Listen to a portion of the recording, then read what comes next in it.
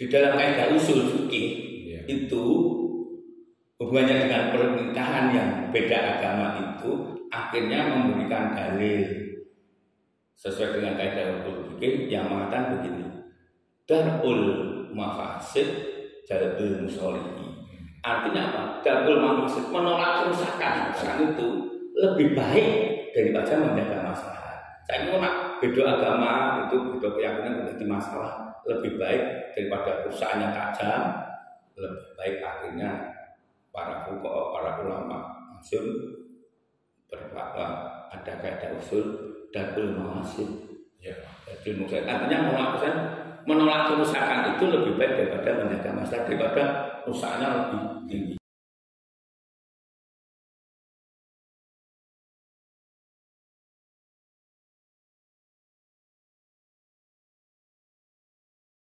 Assalamualaikum warahmatullahi wabarakatuh. Selamat siang, salam sejahtera bagi kita semuanya. Pemirsa dimanapun Anda berada, kita berjumpa kembali bersama Transformasi TV yang pada siang hari ini kita akan bincang-bincang santai bersama salah satu narasumber pada siang hari ini. Kali ini topik yang akan kita bahas adalah terkait dengan pernikahan beda agama. Kita tahu semua bahwa negara Indonesia ini memiliki masyarakat yang majemuk, di mana dalam masyarakat Indonesia ini pernikahan beda agama ini merupakan suatu yang pro kontra, di mana banyak yang mempertanyakan legalitas terkait dengan pernikahan beda agama. Banyak pasangan-pasangan di Indonesia yang mempertanyakan untuk melaksanakan pernikahan dengan beda agama ini bagaimana di Indonesia. Ya, kali ini kita bincang-bincang dengan Bapak Suryanto Ahmad yang akan kita bahas terkait dengan. Selamat siang Pak Suryanto Ahmad. Terima kasih Pak. Terkait dengan pernikahan beda agama di Indonesia ini, sebelumnya sudah mencuat di beberapa media. Menurut tanggapannya Pak Suryanto, ya terima kasih Pak. Kepada Pak Taufik dari reporter Transformasi TV. Ya, saya sangat setuju dengan topik kali ini karena memang ini menyangkut harkat hidup dan juga persoalan mengenai permasalahan umat. Jadi kepada pemirsa kita panjatkan puja dan puji syukur kita kepada Allah, di mana kita bisa berkumpul ini karena atas izin dan juga atas ridho dari Allah. Yang kedua, salam dan sholawat kita kepada junjungan kita Nabi besar Muhammad SAW, karena Rasul sebagai penghulu yang senantiasa kita nanti saatnya di yaumul qiyamah. Asyhadu an la ilaha illallah, asyhadu anna Muhammadan abduhu wa rasuluh. Qala ta'ala fil Qur'anil azim, kuntum khairu ummah ukhrijat linnasi ta'muruna bil ma'ruf wa tanhauna 'anil munkar. Inna sholata tanha 'anil fahsya'i wal munkar, bahwa yang sesungguhnya segala sesuatu ibadah kita, mati kita, sholat kita itu hanya untuk mencari ridhonya. Sebuah dengan pertanyaan Pak Taufik tadi itu sangat mendasar. Sebetulnya pernikahan beda agama itu secara hukum asasiah, hukum hak asasi manusia itu tidak ada suatu persoalan, karena memang setiap manusia itu diberi kebebasan oleh Allah. Karena salah satu makhluk Allah yang diberi kebebasan oleh Allah itu hanya manusia yang berakal. Tapi Allah sudah memberikan pilihan, ini loh tuntunanku di dalam, kalau Islam ya Al-Quran, di kitab sucinya agama masing-masing. Artinya diberi suatu kebebasan, free will. Tapi juga bisa yang sifatnya fatalism, juga penyerahan diri total kepada Allah. Nah, kalau negara Indonesia rata-rata karena agamanya rata-rata ahli sunnah wal jamaah, mengambil jalan tengah di antara ini, Pancasila dan juga CI. Dengan hubungan perkawinan beda agama itu kalau menurut perdata di dalam istilah hukum perdata ini sebenarnya ada dulu zaman Belanda itu ada aturannya ya di dalam suatu regeling up to the valid damage evaluate yang artinya itu di dalam Satgas nomor 198 perkawinan campur itu nggak ada persoalan. Tapi mengingat birokrasi di Indonesia menyangkut hukum adat dan agama, akhirnya di situ karena ribetnya birokrasi, akhirnya harus satu agama. Yang kedua, setelah ada undang-undang pernikahan setelah merdeka itu, undang-undang pernikahan nomor 1 tahun 74, sebagaimana yang sekarang diubah, yaitu undang-undang nomor 16 tahun 2019 tentang pernikahan. Ya, kalau pernikahan beda agama itu nggak ada aturan agama. Tetapi negara Indonesia menganut aturan yang di situ adalah negara yang berdasarkan agama, monoteisme, dan juga berdasarkan negara Pancasila dan UUD 45. Maka apabila ada yang nanti mau judicial review, itu kan hubungannya MK itu hubungannya antara kesesuaian apakah undang-undang itu sesuai dengan UUD 45 gitu Pak mungkin. Ini lebih menarik lagi nih Pak. Jadi kalau untuk dalam hukum Islam ya di Indonesia ini kemudian mengacu pada undang-undang perkawinan tadi disebutkan oleh Pak Srianto, yaitu undang-undang nomor 1 tahun 1974, kemudian diperbarui dengan undang-undang nomor 16 tahun 2019, di mana yang substansinya untuk yang terbaru tadi mengantisipasi pernikahan dini. Nah, terutama kembali lagi ke mengenai pernikahan beda agama itu antara agama yang satu dengan yang lain memiliki aturan masing-masing. Tentu saja dalam lingkup masyarakat maupun keluarga pun terjadi topik pro dan kontra, di mana ada yang membolehkan, tapi banyak juga yang menolak atau tidak membolehkan.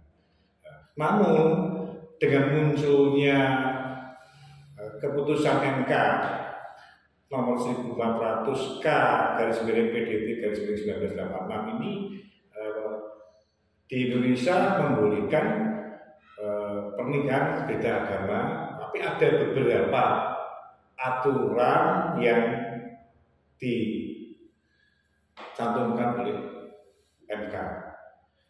Bagaimana tanggapan Pak Srian? Ya sebenarnya kita harus tahu tentang artinya kompetensi absolut pengadilan masing-masing atau peradilan. Kalau hubungannya dengan mahkamah agung itu kan hubungannya dengan judicial review, tapi hubungannya dengan regulasi atau peraturan terhadap undang-undang. Tapi kalau Mahkamah Konstitusi itu hubungannya dengan judicial review, yaitu dimantakan tentang judicial review itu hubungannya dengan keselarasan antara undang-undang dengan UUD 45. Ya kalau yang sekarang ini kan ada permohonan judicial review dari orang Papua yang namanya Ramos PTG itu karena dia mau menikah dengan orang beragama Islam, merasa dia dihalangi haknya sebagai warga negara, maka dia akan mengajukan permohonan pada MK. Bahkan sampai sekarang sudah mengajukan dari instansi yang terkait hubungannya dengan pemerintah dan Dewan diwakili oleh Nasrul Islami, pemerintah diwakili oleh Kemenak, dirjennya sama Yasona Auli, dan dia sudah menjawab mengatakan pemerintah mohon kepada MK untuk menolak dengan dasarnya menolak itu karena di Undang-Undang nomor 1 tahun 74 sebagaimana yang diubah di Undang-Undang nomor 16 tahun 2019 tentang perkawinan itu sudah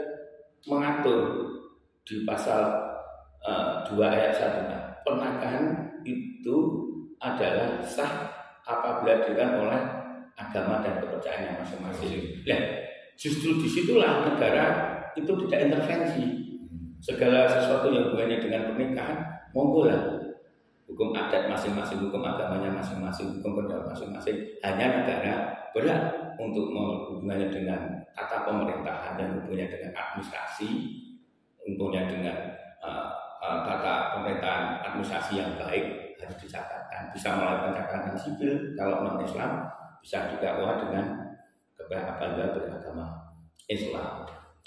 Terus yang hubungannya dengan tadi, dengan sudah ada jurisprudensi ya. Kalau di pengadilan itu putusan hakim itu dimaksud itu ada namanya jurisprudensi. Artinya putusan hakim yang telah menetapkan sebuah ingkrah itu menjadi jurisprudensi. Tapi banyak sekali ada yang mana sistem jurisprudensi itu disetujui, diakui oleh para hakim. Tapi kalau di Indonesia jurisprudensi itu hanya sebagai rujukan, tidak terus diikuti oleh hakim-hakim lain. Ya makanya hal seperti itu menimbulkan hukum itu begitu bagus ya, progresif. Hukum di Indonesia itu bagus progresif karena sudah mengadopsi antara hukum common law dan civil law. Ya, maka putusan Mahkamah Agung nomor 1400 itu ya, KPDT tahun 1996 itu sebetulnya sudah mengakomodir dan menyetujui kawin beda agama. Kalau di stadratnya kawin campur, tetapi di dalam petitumnya, dalam pertimbangan hukumnya Mahkamah Agung itu dengan dasar karena pemohon itu tidak menghiraukan persoalan agama. Nah ini karena pemohonnya sudah tidak menghiraukan agama, pemerintah juga, pengadilan juga membebaskan. Ya silahkan nikah mau cara apa, mau nikah dulu cara agama Islam boleh, terus berikutnya cara agama yang lain boleh, tetapi itu ada kendala kalau seperti itu. Bisakah nanti penghulu itu mau mengesahkan Islam dan nanti pendeta atau Katoliknya itu mengesahkan dengan sakramennya masing-masing? Mau nggak hukum adat? Tapi kalau bisa nggak, maka MA itu sudah benar mengambil, artinya di dalam istilah hukum itu MA mengambil yang namanya melakukan yang namanya revealing. Hakim kan sebagai penemu hukum. Ketika terjadi hukum itu dalam kondisi vakum law, kondisi dalam kekosongan hukum, dan dia boleh mengambil. Tapi kalau sudah ada limited undangnya, regulasinya ada, undang-undang aja, hakim tidak boleh harus merujuk kepada undang-undang. Tapi ketika ini beda agama ini belum ada, dia mengambil jalur penemuan hukum ketika ada hukum itu kekosongan hukum atau vakum. Kalau mengambil ya boleh, tetapi dengan dasar di situ pertimbangan orang ini sudah tidak memiliki agama, jadi dia sudah tidak membangun agama, hanya dia berpikirnya hanya dari sisi negara dan dia sebagai makhluk aja. Padahal tujuan pernikahan itu adalah untuk melakukan yang nama disamping keturunan, tapi untuk menjaga kesucian jiwa. Karena kita sebagai makhluk Allah di muka bumi. Ya, itu. Ya jadi gini Pak, saya merevisi sebentar tapi dengan diterbitkannya dari keputusan MA ya, MA nomor 1400K garis miring PDT 1986. Sehingga dengan adanya itu diperkuat dengan itu maka calon pasangan pengantin yang memiliki beda agama dapat menemukan juga. Kemudian saya mau tanya gini Pak, dalam pasangan pengantin yang akan melaksanakan pernikahan yang beda agama tadi disebutkan oleh Pak Sianto ya. Jadi caranya bagaimana? Kan ada yang dalam pernikahannya itu salah satu pasangan itu ada yang beda dua agama baru secara agama yang dituju misalnya Islam, kemudian kalau yang satunya non Islam, pasangan yang satunya harus mengikuti ya. Tapi ini gini, kalau beda agama masing-masing mempertahankan keyakinannya. Tadi dikatakan Pak Srianto bahwa menikahnya 2 kali. Iya. Ya, jadi bentar. Jadi untuk menikahnya dulu secara Islam, kemudian yang berikutnya dinikahkan dulu secara non Islam. Misalnya kayak tadi ya Mas Rani itu sakramen atau pemberkatannya. Nah, pertanyaan saya gini Pak, dengan dua semacam itu, kalau ditinjau dari hukum Islam, tetap dia mengatakan para ahli agama ya mengatakan itu tetap tidak sah atau secara agama. Namun dalam pernikahan ini yang saya pertanyakan surat akta nikah ya, masing-masing agama kan memiliki. Apakah kedua calon pengantin ya yang sudah dinikahkan itu apakah memiliki dua akta berdasarkan misalnya yang satunya KUA, mungkin satunya yang catatan sipil atau mungkin dari pihak agama yang berbeda tadi. Itu untuk akta nikahnya apakah dia memiliki dua atau bagaimana? Ya, kalau menurut norma hukum yang ada itu kan hukum itu kan menganut yang namanya itu asas yang namanya itu pembenaran hukum atau asas legalitas. Harus saja memiliki asas legalitas. Karena tanpa ada mempunyai asas legalitas, hukum itu dipandang tidak ada. Nah, asas legalitas itu juga menganut hukum positif. Jadi hukum positif itu artinya hukum yang berlaku di Indonesia tidak boleh retroaktif. Ya sekarang ini kan hukum di Indonesia menganut, ya ini regulasinya undang-undang perkawinan. Ya harus menganut itu. Kalau di Islam itu ada namanya KHI, kompilasi hukum Islam. Kompilasi itu kodifikasi dari semua hukum Islam dijadikan satu, jadilah kompilasi hukum Islam. Terutama di pasal 40-nya, 40 itu sudah jelas dilarang di dalam konvensi hukum Islam. Terus di pasal kalau di undang-undang perkawinan di pasal 8 huruf F-nya itu juga dilarang, tentang undang-undang lain melarang. Maka secara norma hukumnya itu jelas itu tidak ada ruang untuk bisa melaksanakan dua akte. Hanya ketika masa prakteknya itu boleh MA itu memberikan jalan keluar karena tapi dia tidak menghilangkan dari sisi agama. Kalau orang beriman itu kan dasarnya keyakinan. Ya artinya orang beriman itu artinya orang beriman itu kan melaksanakan perintahnya Allah, menjauhi larangan. Itulah orang yang beriman atau bertakwa. Berarti ketika orang sudah bergudul ya monggo. Artinya dia punya katakanlah free will, diberikan kebebasan mau nikah secara resmi, tapi kalau bukan dengan norma akte harus satu. Hanya diperkenakan secara non legal itu untuk melaksanakan pernikahan ini apabila penghulunya masing-masing mau. Hukum sudah, tapi dalam pertimbangan hukumnya, konsiderannya itu sudah mengatakan karena pemohon atau orang yang mengajukan ke MA itu sudah tidak menunjukkan agamanya, jadi dia sudah tidak menghiraukan agamanya dengan cara lain. Tapi kalau orang yang sudah menganut agama, pernikahan seperti itu kalau kita orang Islam di agama yang lain itu adalah pernikahan yang haram, atau termasuk kalau itu nanti dikatakan bisa dikatakan zina, karena dia belum melakukan yang namanya ikatan. Karena sebenarnya pernikahan di dalam Islam hunna libasul lakum wa antum libasul lahunna. Pernikahan itu ibarat satu pasangan itu adalah pakaiannya masing-masing. Jadi sudah pasangan wekku ya wekmu, wekku ya wekku, aku ya kono wekku. Kalau di agama lain itu ketika dua ikatan tidak bisa dipisahkan karena Allah tidak bisa dipisahkan orang bersatu. Ya makanya itu adalah haram. Bahkan di surat Al-Baqarah ayat 2 pas 221 itu yaitu mengatakan begini dalam Al-Quran sudah jelas wala tankihu musyrikati hatta janganlah kamu nikahi orang musyrik itu sampai dia mungkin hatta sampai dia mukmin. Ketika dia belum mukmin boleh. Hanya dari sisi para fuqaha mengatakan kias tafsiran itu musyrik itu apa? Apakah sebagai ahli kitab?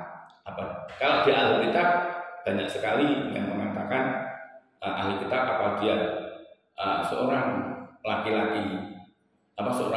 laki-laki muslim beribadah dengan nikah wanita ahli kitab yang tidak diperkenankan itu dulu ketika wanita muslim nikah kepada laki-laki non muslim atau ahli kitab, karena nanti ada potensi kerusakan. Maka di dalam kaidah usul fikih itu hubungannya dengan pernikahan yang beda agama itu akhirnya memberikan dalil sesuai dengan kaidah usul fikih yang mengatakan begini, darul mafasid jalbul musolihi. Artinya apa? Darul mafasid, menolak kerusakan itu lebih baik daripada menjaga masalah. Saya menolak beda agama itu, beda keyakinan menjadi masalah, lebih baik daripada kerusakannya tajam. Lebih baik akhirnya para fuqaha, para ulama masyhur berfatwa ada kaidah usul darul mafasid. Ya, darul mafasid. Artinya menolak kerusakan itu lebih baik daripada menjaga masalah, daripada rusaknya lebih tinggi. Maka tidak diperlukan, harus ada apa? Ya, ini wajib menarik lagi Pak. Jadi kembali lagi tadi ke pernikahan beda agama. Tadi yang awal tadi ada yang menggunakan cara yaitu karena masing-masing pasangan ini ada mempertahankan keyakinannya beda agama, sehingga melaksanakan istilahnya menikahnya akad kalau di Islam ya, kalau di non-Islam mungkin dengan istilah lain ini dengan 2 kali secara Islam, kemudian yang satunya kembali. Tapi ada juga yang karena masing-masing pasangan ini kelak kalau sudah menjadi suami istri itu akan kembali mempertahankan atau kembali di keyakinan masing-masing dengan cara mensiasati Pak. Jadi misalnya yang dia wanita secara Islam karena laki-lakinya non muslim, dia ikut, jadi dinikahkan secara ijab kabul ya, akad nikah. Dia istilahnya mensiasati, artinya dia ikut secara Islam, kemudian mengucapkan 2 kalimat syahadat di depan naib ya, penghulunya. Terus setelah itu selesai kan mendapatkan apa namanya nikah atau surat nikah ya.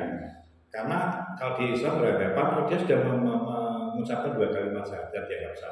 Namun setelah selesai ini dalam perjalanan hidupnya dia kembali lagi untuk ke keyakinan masing-masing.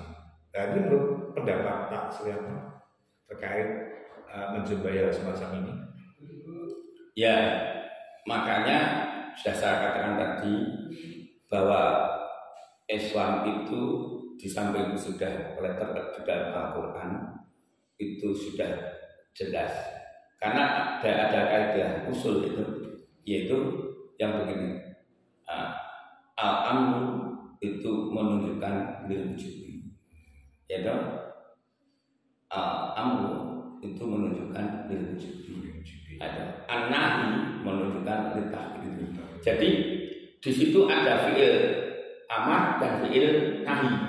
Jadi kalau fiil amar menunjukkan perintah, apabila itu sudah menunjukkan sudah itu perintah, seperti aqimi sholat itu menunjukkan perintah. Ketika tidak ada masyaqqah kesulitan, tidak ada yang mengkhos khusus dari Al-Quran itu terus dikhususkan oleh Al-Quran yang lain spesifik khusus, tidak boleh. Terus yang ketiga ada namanya artinya rusuh atau keringanan, itu berarti dalil itu jelas-jelas kuat menurut istimbat hukum, dia tidak boleh disimpangi.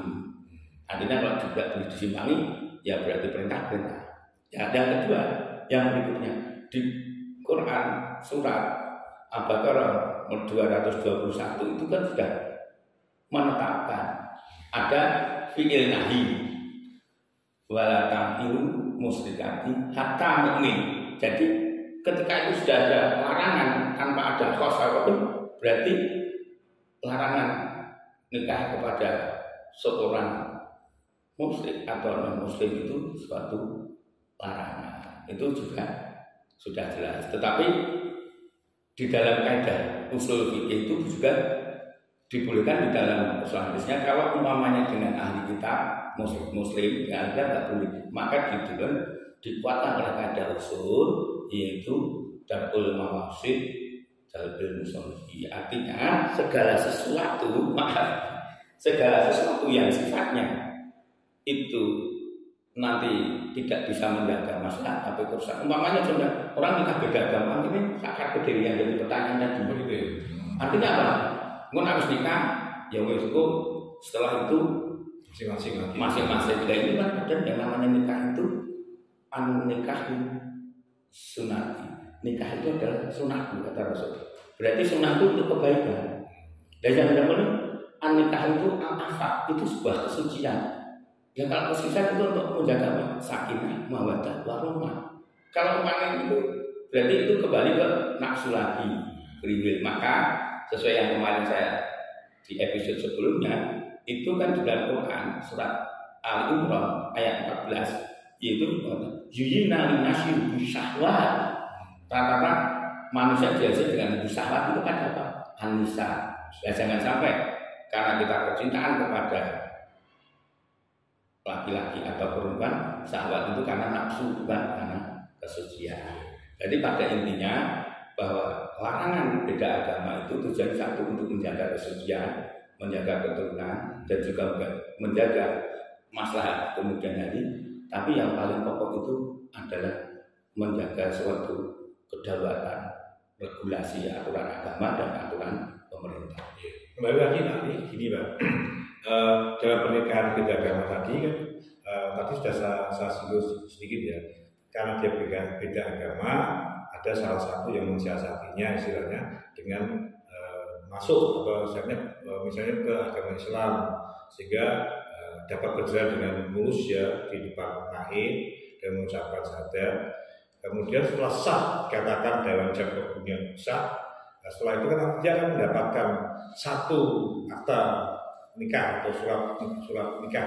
Nah, namun setelah itu mereka berdua itu kembali ke masing-masing keyakinannya. Setelah itu dia harus selama dia tetap kembali yang dia non Islam mau ke gereja yang mungkin udah ke vihara dan seterusnya. Terus pada saat dalam administrasi misalnya pengurusan KTP kan kalau dia tadinya ikutnya satu Islam tadi kan satu surat nikahnya Islam ya.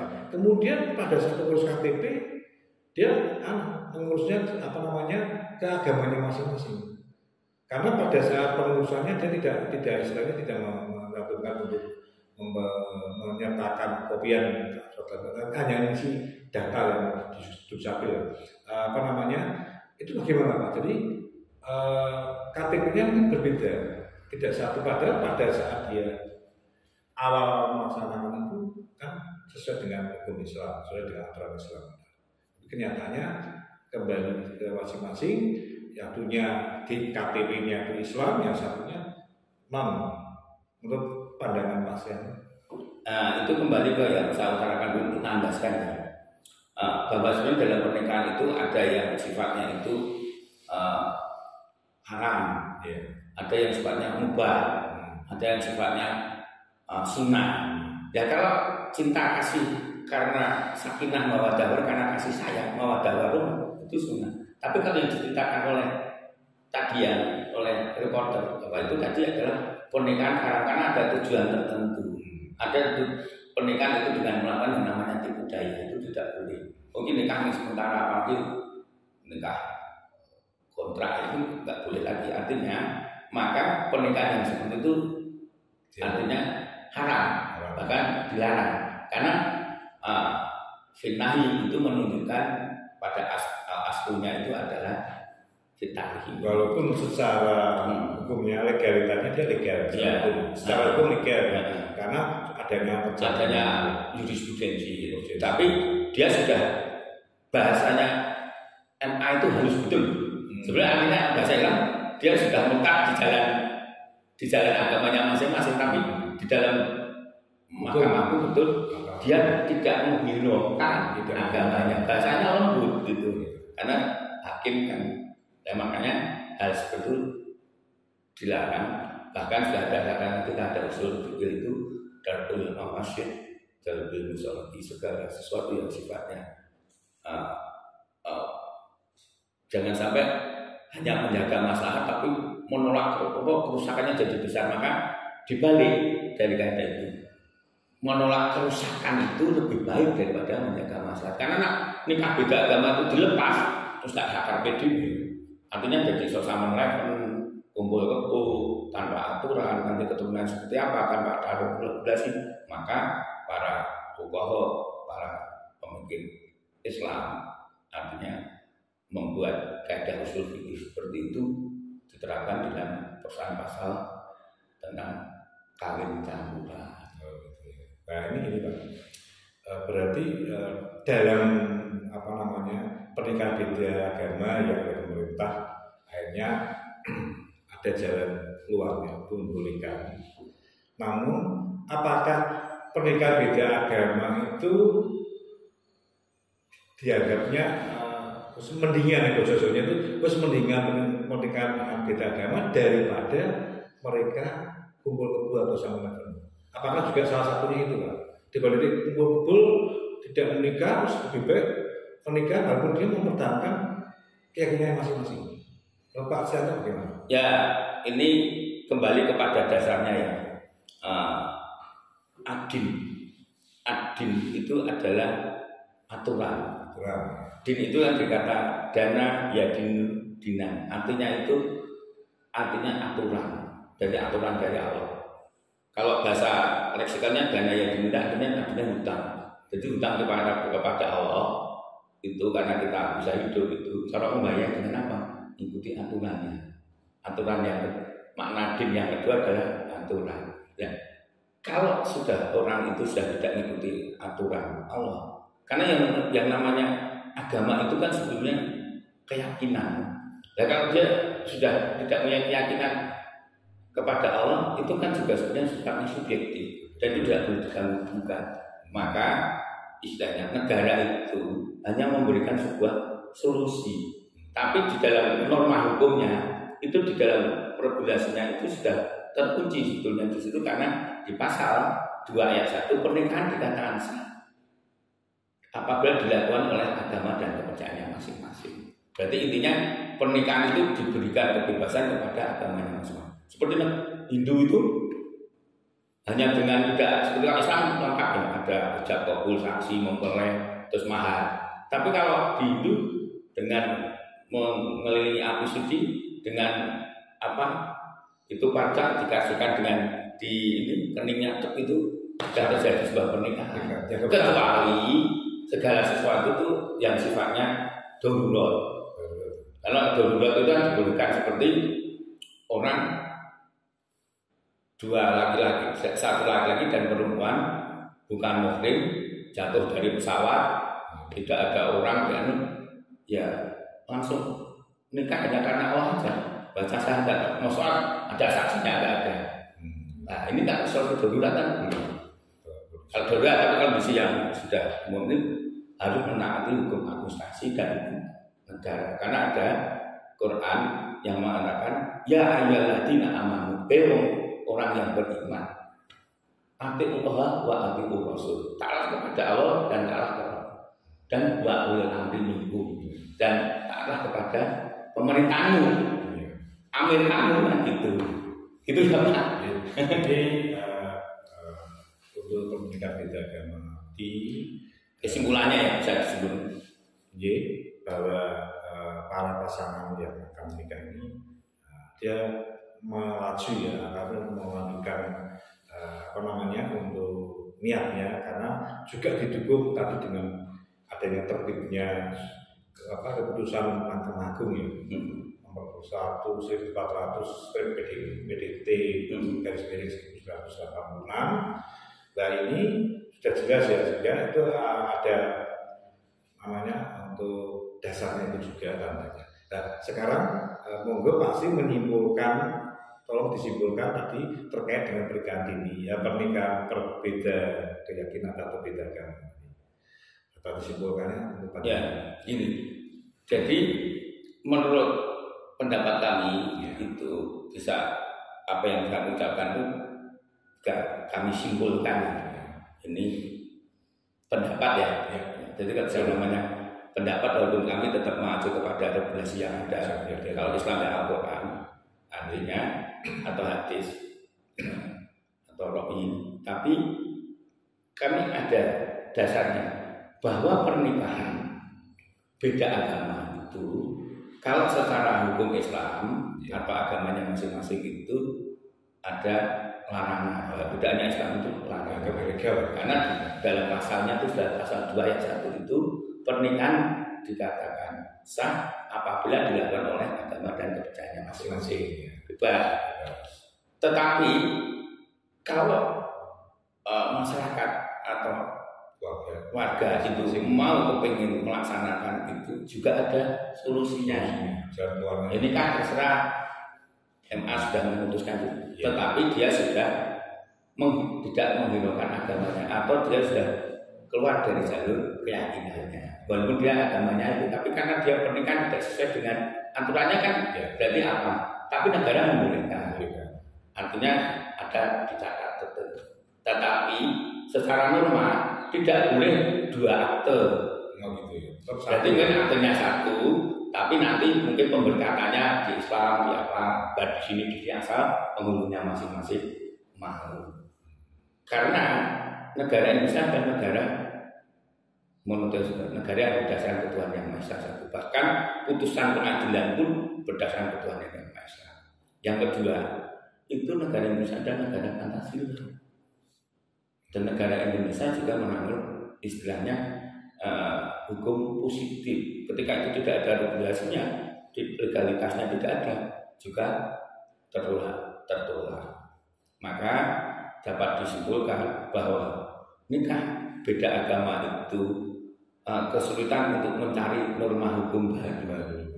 Intinya norma hukum baru. Seandainya itu bisa pun, karena kemarin Hakim MK juga mengatakan kami selaku hakim ingin tanya kepada pemerintah seperti ini solusinya seperti apa? Ya solusinya mungkin merujuknya nanti tetap sesuai dengan putusan Mahkamah Agung itu ya, mungkin gitu. Ya. Jadi kesimpulan tetap dari karena apa? Agama itu kesulitan. Ya. Jadi ini sebagai penutupan ya kepada pemirsa Transworld TV yang ibadah ini, Pak Sianto dapat memberikan pesan terakhir dapat memberikan pesan dan kesan kepada pemirsa terkait dengan pernikahan beda agama. Untuk sebagai penutup, Pak.